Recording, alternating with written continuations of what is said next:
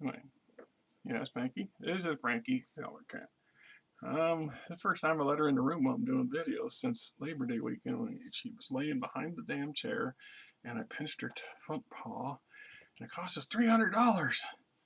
And she was gimping around and I got worried I'd hurt her and broke something bad and she got a pretty nasty infection in it and it swelled up but it wasn't broken. So the doc gave her a shot and some antibiotics and that's right. And she'd been crying at the door for weeks, ain't you? Yeah, yeah. Well, what, you going to talk about this thing here, or what? Come on, get down. Yeah. All right, behave yourself.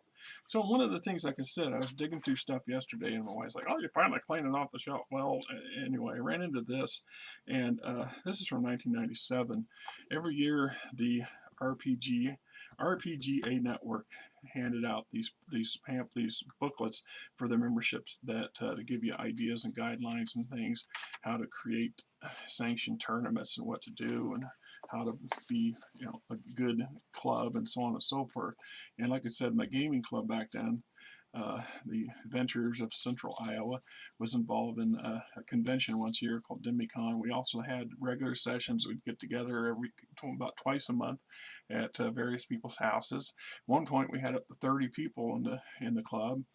We also had the occasional, like about this time every year, we had a big bonfire out at my folks' farm out there out by Mitchellville, and I got some pictures of that. Just uses one year we had a bonfire that got so big the fire department showed up because they were worried about it. So one of our members brought out a literal semi truck full of pallets to help burn it, give us something to burn. And we lit the whole thing on fire. It was nuts. Anyway, we would also go to live action LARPing events, and we did Renaissance fairs and a few other things as a group, and it was pretty good, entertaining. So, bring a PC, playing an RPG tournaments, how to succeed at judging a tournament, secrets of success, tips on playing pre-generated characters, how the point system works, competing in the RPG tournament scoring packets, putting it all on paper, how to write a good network tournament, defining your goals. And this stuff all works well for just creating just average sessions and campaigns for your everyday gaming needs. Fleshing out an adventure, editing a proofreading, advanced formatting style sheets, submitting it, playtesting it. One of the things you had to do if you were going to make it a tournament that a game session that was going to be viable for points is you had to submit your game proof, if you will, your scenario in writing to the RPGA people, who then would vet it and then send it back and either approve it or not. And then if it did approve it, you would get certain things. They also, if there was the payments, they will also help pay by giving out prizes. So the Network HQ pays for tournaments written in TSR-owned game systems such as AD&D, Saga, Dragonlance, Marvel superheroes, and alternating games. To return this payment, Network HQ assumes all the rights, blah, blah, et cetera, et cetera. There's some details into it we had to get into. TSR incorporated standards for content, good versus evil, profanity, dramatic horror, addictions, religion and mythology, sexual themes, nudity, adventures in Raven's Bluff, the Living City, the World of Work,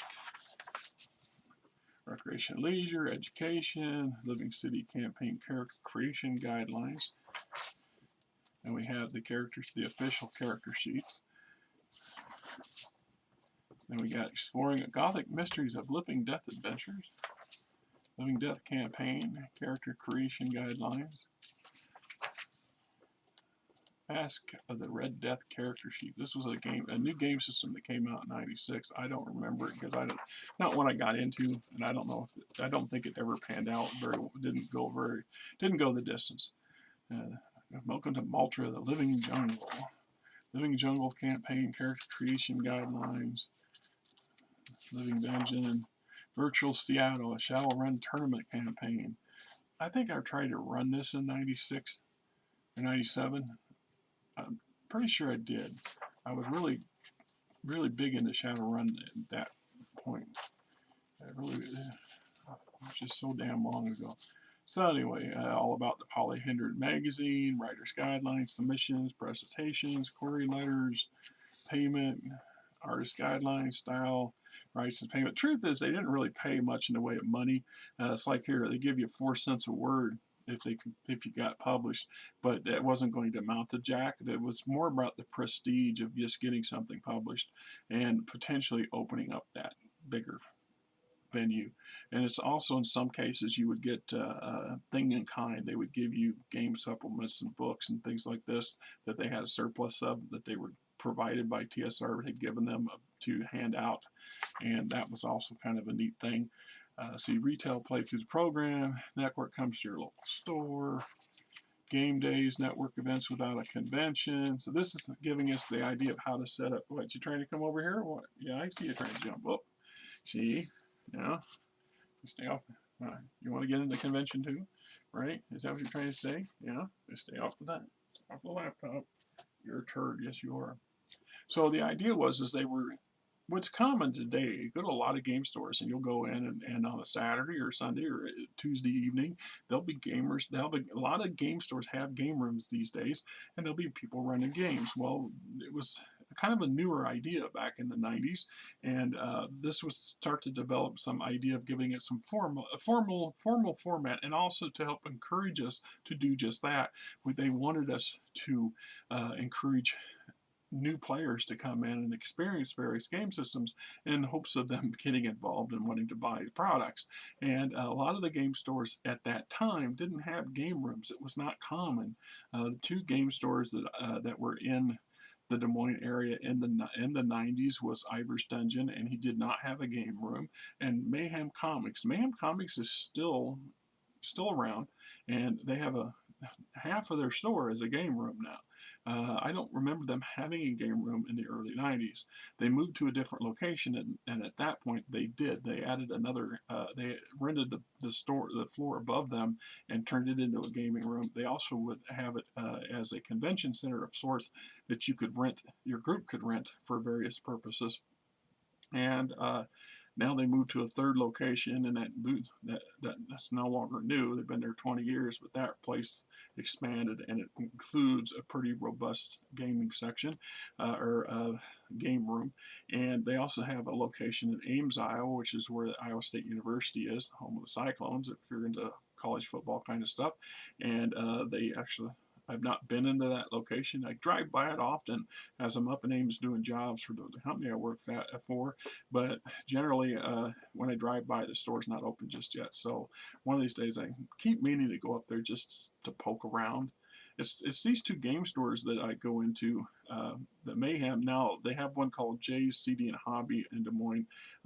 They have 3 different locations, and the Southside location has a decent sized game room.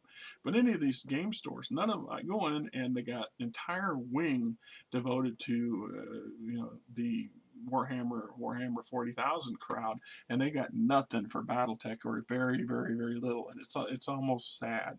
I mean, there was a time when BattleTech was this whole section of itself in a game store. Nowadays, at least in my neck of the woods, not so much. Anyway, so RPGA network on the internet was now becoming a thing, was much more common and popular. See, American Online was the biggie at the time, and so we got our club program, and this is adverts to give out to people to encourage them to get new zines and to post your convention. So whenever we were going to do DemiCon, we would send one of these in 6 months prior to the convention date. That way they could put it in the magazine, and anybody in the region that wanted to come could, and a few people did. And disclosure form, term of submissions only, etc., etc. So this was my copy, since I was the quote president of the club that year, and I'm surprised I had it. I just kind of bumbled into it and was sticking around for something completely unrelated to it. And I don't know if that's of any interest to anybody, but I thought, hey, here, let's just go ahead and share this, because that's the kind of guy I am. Until next time, this is Rick, and I hope you guys have a great weekend.